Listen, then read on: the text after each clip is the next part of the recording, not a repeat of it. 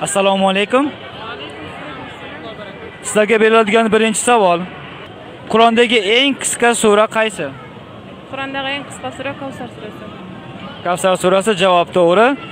Iymonda nechta farz bor? Iymonda 7 farz bor. 7 farz bor. Ular qaysilar? Alloh taologa ishonu, ferishtalarga ishonu, kitoblarga ishonu, payg'ambarlarga ishonu, oxirat kunida ishonu, taqdirning yaxshilik jabonligi Allohdan ekanligini ishonu. Jana qiyomat kunida ishonu. Qiyomat kuniga maşalloh. Keyingi savol, Qur'onda nechta payg'ambar zikr qilingan? 25 payg'ambar. Bilasizmi, 25 ta payg'ambardi? 25 payg'ambar zikr qilingan, uchasi o'liya je payg'ambar bo'lib qolishi ehtimol. Bo'pti, xo'p. Keyingi savolga o'tamiz. Eng katta farishtalar, 4 ta farishta ismlari nima? Eng chong farishtalar Nattar Jabrail alayhisalom, Mikail alayhisalom, Isroil alayhisalom, jana Israfil alayhisalom. Israfil alayhisalom nima ish qiladi? Israfil alayhisalom usulni ijro qiladi. Maşalloh, juda ham to'g'ri javob. Xo'p.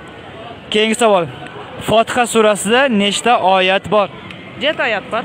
Subhanalloh, bu ham to'g'ri. Qur'ondagi eng uzun sura qaysi? Baqara surasi. Maşalloh, sizlarga savolim tugab qolyapti. Xo'p, payg'ambarimiz sollallohu alayhi va sallamning nechta farzandi bo'lgan? Jalpisidan 4 qiz, anan 3 o'g'il bo'lgan. Qancha? 4 qiz, 3 o'g'il bo'lgan. Javob to'g'ri.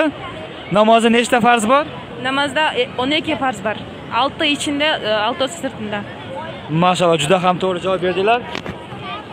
Sizlarga ta'lim bergan ota-onalarga kattakon rahmat, qatnashganlar uchun kattakon rahmat. Shu bog'ning homiyligida bu kartochka sizga sovg'a, bu kartochka sizga sovg'a.